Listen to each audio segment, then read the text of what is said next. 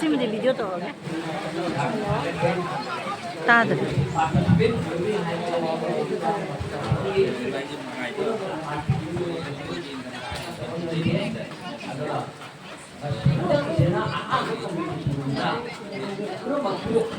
aku winner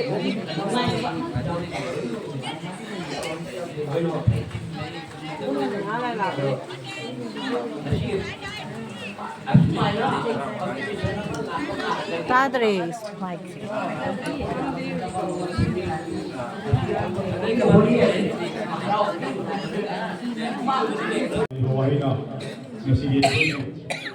नौना हौगलबा इसे से सफसिंगा ताकबीबा मथंसिंगी अखोइगे जासी राजबाईदगी लाखनी जागी मिंगसे मजना प्रणीत सिंहा जादगिसु साइता कोई तामिनसी जासी मणिपुर जाना नेहरू संगीत अकादमी तमदुना हार्दिगे पायगा अतोपा कल्चरल जगोई तो डांसना चिंबा अफक कयादगी अवार्ड फुंगना लागो जानी वजादगी कोना ममले लो वाहिद मंटन अमीना वजाबो गते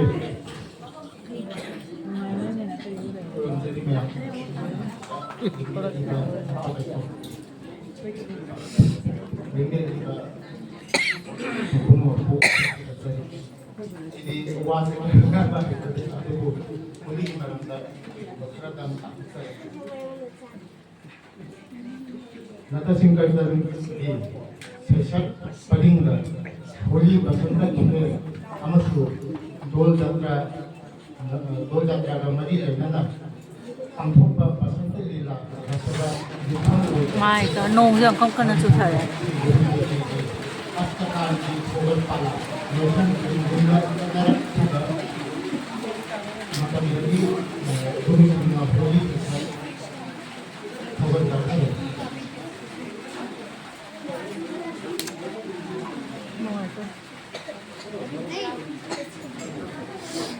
Jagat Jiwa Pun Sri Sri Mahaprabhu Aidam Kopun Chundari Vainanam Mandir Sigi committee की अगुवाई परिबा जागरूकता सेलिब्रेशन से मसीगी फेस्टिवल से कोई ना अंकुम होली हायरगना सब मानव निमित अंदा अंकुम का रेसो पूर्णिमा सिदा होली हायरगना अतई हिंदू धर्म मैते न तबसिना अंकुम जाउसन हायरसना निमित मंगानी अंकुम होली हायरगना निमित निनी अंकुम exam saabna hairaroi masida research to bakangu scholars in namgi wali se asigi pangthokpaga akoi gi jawsang siga khena bajamna le manada bagakani akoi ne hindu dharma de chadaga su masi akoi gi fusion thare bakani masina akoi gi chatna bi sing duga matung ni na sengok ka self development apoi ki ima sina nipish me self development apoi ki nipas me self development madu atei boli apoi ki oja gen academy isu philosopher suriba ojana su pandikre masi apoi ki Holi है बसे जौशन the सही का ओनना जगोई ओनना मतलब फिलहाल पाएगा बसी अपन होली है करती नसाई नहीं खावा अपन होली है जौशन नहीं खावा अदुना नसी आइबा नरान नक्तदा होली की आइबा नसाई सही सकता प्रभु की नाम सकपसी प्रेमी इसे सकपसी आई बसिंगो पार्टी खुदी मस्ला ए हैरगा श्री गोविंद की मंदिर द नरां असीम होजी पूजी चकना प्रमुखलागा गोविंद की मंदिर सला आगा मकोई खुदी मस्ला सही पार्टी खुदी मस्ला अंगम नम सही सकलगा अकोई की नैबा कसी की मैतई हैबा जाति अखोइगी नुंगाई जाय फबा मरांग कायबा अवाक तपाली तबा अखोइ से अतिक मंगा लेना माले मसिदा थिंबा नसीमा हारी मसीमा नरांग नक गोविंदगी मंदिर दोसिम अदो मसी मफम मसिदा ममाकी दा इसिन दियगसु गुवाहाटी की ग्रेटर नरंगी की श्री श्री दास मंदिर की कमिटी ना प्रोग्राम सिगुम्बा अमा सिंबिबा अखोइ पुनति दाम लायरखबनी मसीदा अई बुसु ताहन बेबगी तमक्ता मंदिर कमिटी की कोटिंग नाउचरी असिया संरक्षक प्रोजेक्ट तंग हायरंगे मैतई हायबसे कनान कर मनाय पाखंग बगी अखोइ से दादा नानी लाइदना लोरप मी दना अहु मालेंद लेरिबा मी खुदिमक मी न तोंगाना लाइ न तोंगाना मैते कोइदि मी ग लाइबा पुन्न लेबा करिगुम्बा निओइ बचाती अमा तिरगदि मैते को हाइबदि कोइ से लाइ दि हेक जादा नगानी हाय अदुना मिसिंग दियागसु नसी माले मसिदा कीरिबसे मसिंग दियागसु गवाती दा कीरिबसे कना असुक प्रकबा मिसिंग सिना मागी कनो सिमगा सही नोमाइ दोना नसी कुतिबा थोदोसिंसे मयाम दा कोइ सु पीस मोइना जिंगनदा मददा अवात लेगो हिंदी इसई आरेगदी कला खुदिमक्तगी ख्वाइदगी एहेन सईबा मीदुना हराव रगा अकोइ सु तारिबा भावक सु हराव निंगगा अकोइ सु तिंग हाइरिबा इसई सिंगुना श्री राधा कृष्ण की अकोइ की सिंजिरप्पा दैवंगी मपु मां की नाम सोलगा अकोइ थमोइ से तपना सिंगो की संस्कौरगा वजा कोइ Muatan Salman Swami Gre Achum Bado Achum Apoy the Labor Tapla Sam Martin Sisha Pataba I was say Apoy Dagi Tapla Johnson Achum Basingo Apa Bado Apoy ki Jati Apoy ki Unai ki Eiki Ichini Nau ki Pagi Pagi Eiki Babasingo mangan lehi dat katna matuna mai aduni akhoi holi ni naam shobda jaw sim ado asi jamna samana hai roige sandasu asale masi ani se cultural fusion soidu ani se since research kayar tawragasu akhoi ki meeting na chakli badi atoppa gi holi ga mani hai basidi नाम का है देवसी खेलने रबनी कोई दा नाम सोलह का मफू मागी मिंग सोलह का माँ की नुआई तो बता भगवान श्री कृष्ण श्री अवाब क्या मयुष्य माँ की नुआई तो बता वृंदावन दा राधा को माँ का उनरपति अतुम बतुम ना माँ उखन सु उनरोई माँ सच्ची बतेगी मामाई ले रखते अतुमी रथान वालों अतुगी माने सोलगा अखोगी थमोइदे नुआई हंगो मतम दुगी अतुंगे दि चनरपा अहल लमन सिंना फंगिबा महाव तुमक सिगी तीन मंगा सिना कोई तारिबा पुत्ता एग बकंददी मतिक चानगा हमारे की एन कंदे अदुननी आइना मसिदा लाइबा तीन मंगा सिन एग थमोइदगी अन्नन थगच्चे वली हायरगदी करी हन खंग आई मत हायररोई जावसंग हायरगदी अकोइना खगी बसे जावसंगी संध्या द मई पाव मतम याचंग बत मई हे पागी बदगी अंगांग सि पा मचा नुपी मचा सिंगा माकी पाई जालगा जुंथों कुदिन का चींग नि बच्चा बोला है मधुका अखोई की अहल लमन कोई ने मासम न मिक क्यानी की चींग से खई न का आ हम बगी नसाई सारी पकड़ना आगे पैसा तो कोई ना अभी चीज पर तो हम तक अकाई बतना पैसा तो कोई ना आप नमक इमाई पासिना पकड़ा मंगा मत काई को मसीने कोई चिंके सासिनो चलो चलो को मकर 이거 A는 미정마 그런 거 영상 아이레 아니 세일 제는 거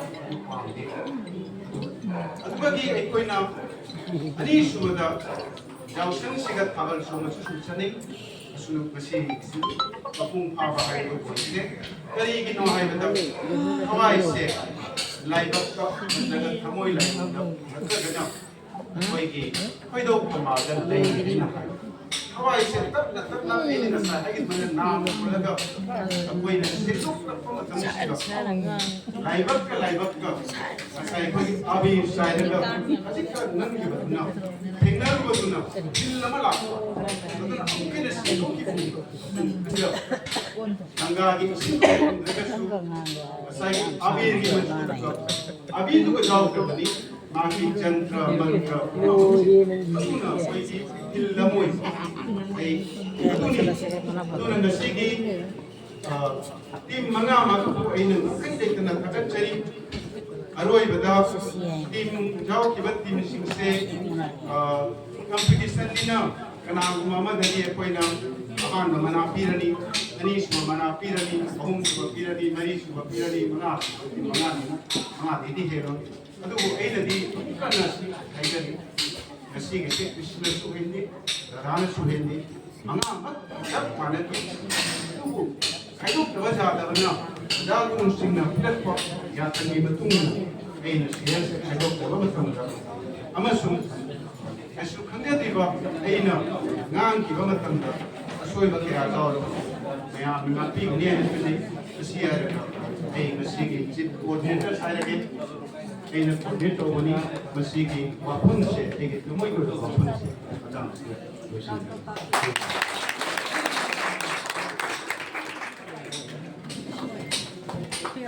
मुझे विनर अनाउंस कर रहा है मसीगी और मुझे मरे लेना तो नरेंद्र ईश्वर महानगा अखोई प्राइस की नियम नीति की मतुंगिना कंसुलेशन प्राइस है थमजरीबा टीम अनेक अबेदी टीम लीडर मियो अनेक अखोई को भोजगे मियो यानी पॉपुलर लोगों की दोस्ता ये मिंग पंजरगे आहान मक्तुदा जगन्नाथ मंदिर बाबरी मैदान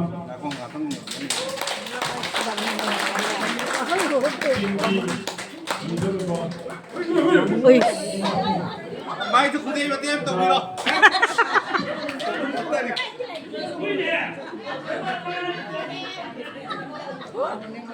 बाबू मत नहीं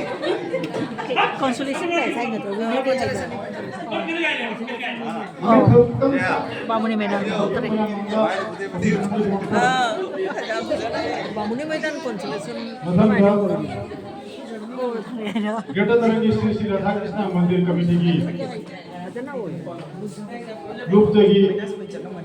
ओजा आइस कोई मिनिस्टर को या मार्गदर्शन में व्यवस्था जरूर मैं मार्गदर्शन रिव्यू अभी कोई की कंसोलेशन प्राइस की नहीं बस ये ऐसे अच्छे के लिए मेरा मार्गा कंसोलेशन है आपसे करना को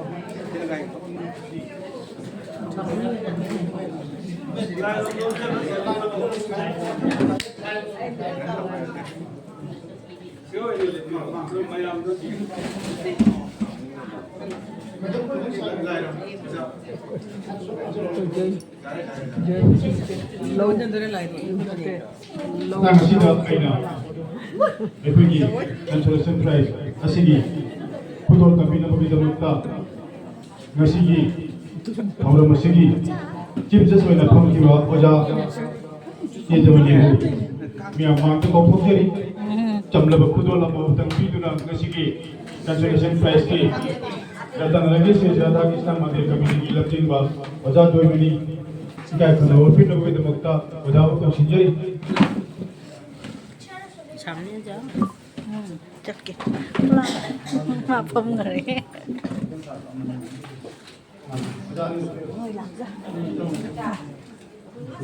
Savita 좀더 우드래 오늘 전화번호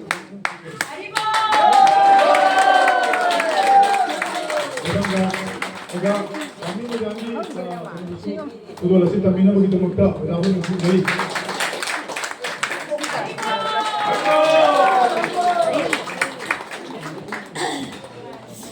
nabi apa hari banyak konsolisi laki Pasikin tu laki. fasigen na ko na pidin Matangga, kogi, ngasigi, thora masigi, mana pun kita dapat. Masa dia Naina, koina, jadi si tim ahum sigi, koina kita dapat first prize, second prize, third prize. Prize ahum sigi, team leadership. Hoji mangga team leader, thok bagumna, ngai bensin asu. yang mana thok berkini aina sahaja thonjari ahan waktu dah Central Women Welfare Association Satgaon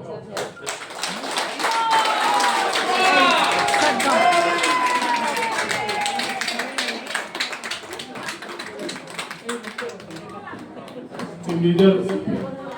macam dah Siri Siri Radha Govinda Mandir Kekura Nagar team leader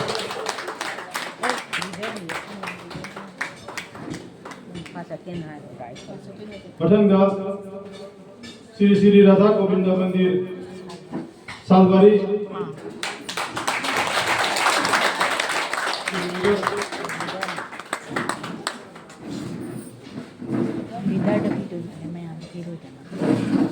Ngasigi nungaraba amadi yang thajaraba cinglemlaba hormasida ekoida yang nungaiba nama pawi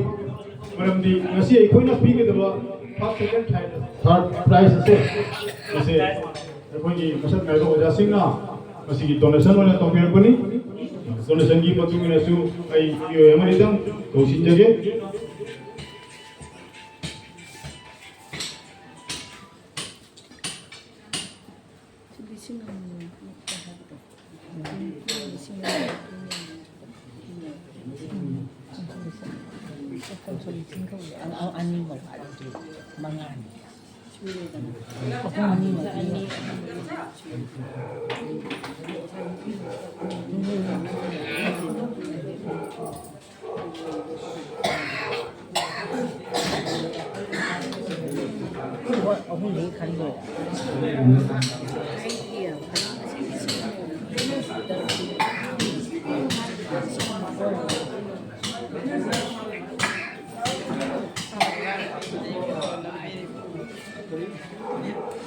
Chăm cùng chân thì happy ini nama mata dah ekoi na uji pijak itu apa price si hum sebuah price ni dah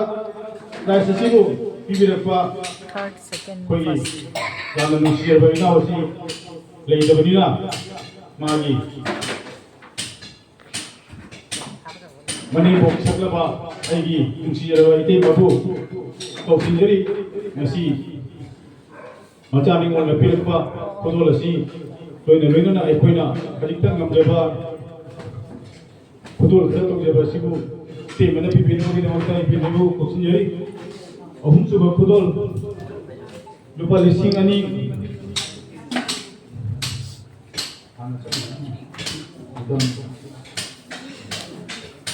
ahum sudah kau asih piga daba kudol piga daba di mutung animes sing kawi ado masi ma apon sita lai daba na ite mana magi bahutta piga daba ni hangna daba prize bana daba suba kudol gi Central Women Welfare Association Satgaon ahum suruh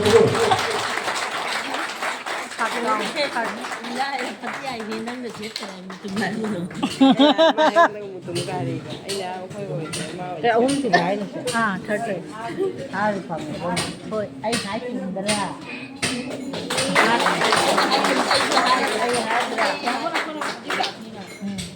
musim ke ekonomi masih kalau masih mana yang berbuat macam mana ucap terkau ini second ani sih berkodol ani berkodol sih ekonomi Selo na ekonomi masih su kipi ekonomi kami kau uja besam dia jadi singgana masih tiga tu juga pernah sentam masih kipi ekonomi uja tiga orang ibu mia mana kau sendiri Loina masih komiti na siliba kudo la siga purna muktan kibi logi de makta bajabu miya mangne ko pujari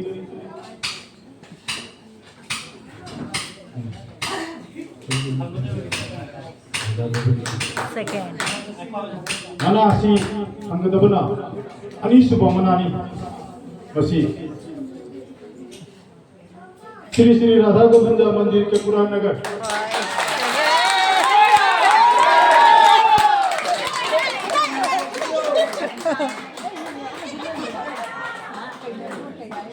Kami jadi orang masih di yang mana kalau masih ada kerana mungkin mana sudah apa atau masih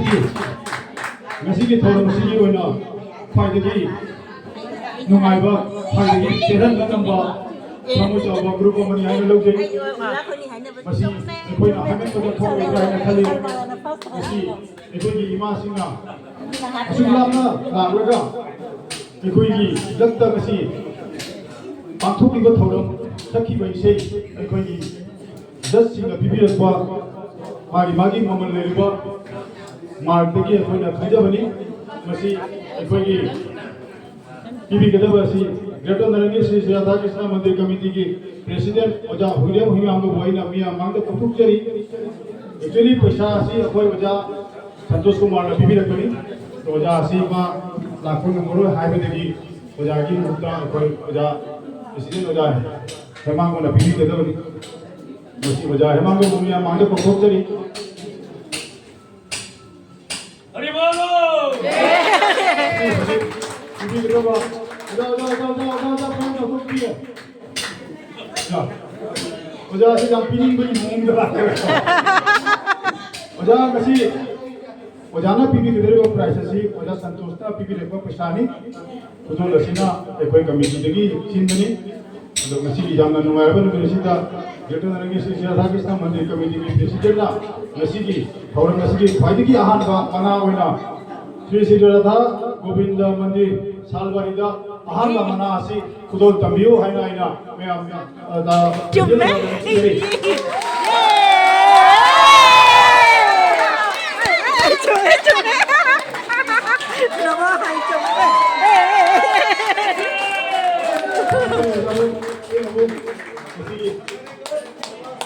sao nói khăn mà tôi đấy không ơi là khăn mà tôi đấy mà nó hai mươi chục mấy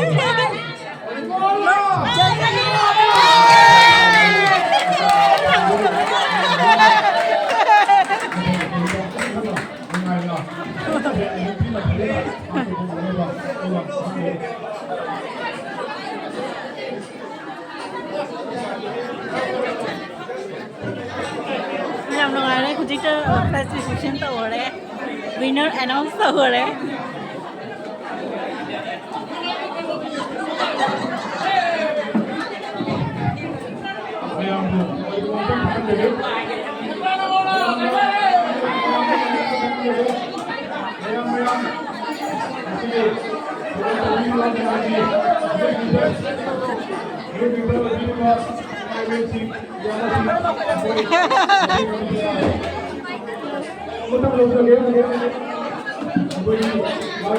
Amorjit, baat kone?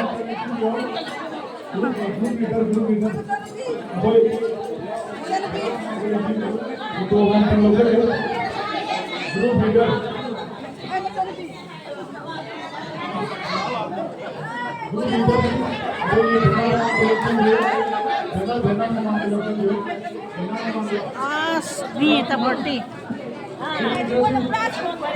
Nak dicuri malu dah semai ini cepat cepat ubah dah benar.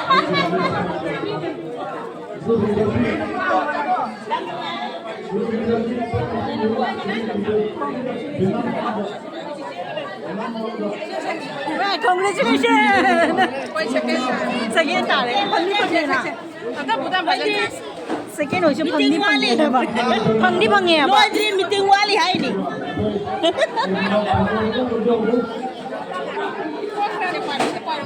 Second tare ko, malti mugi. Ah, tare tare ke kena ko tare. Second prize upara ko.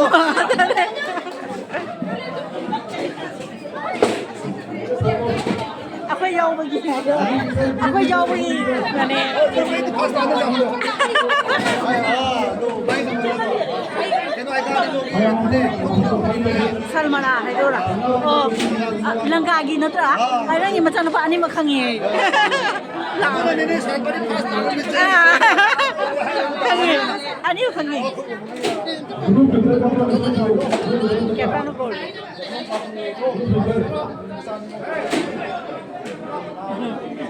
Ano pa duri khangi ba? Anga ani masu una kare. Wala khangi.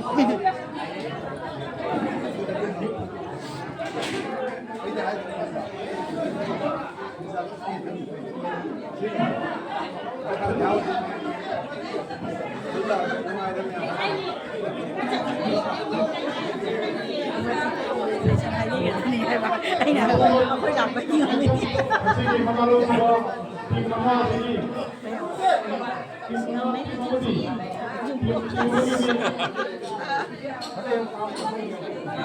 second phần này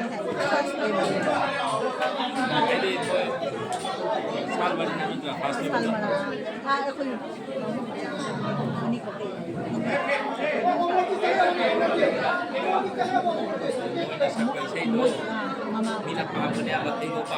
Ah, ano na yun? Ah.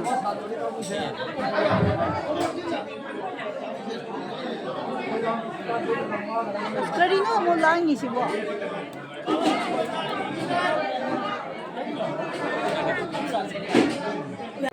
Rồi hojik loi ne khoi thoi mamme sum pura sanda tare nong chu gi bagi ifun di ka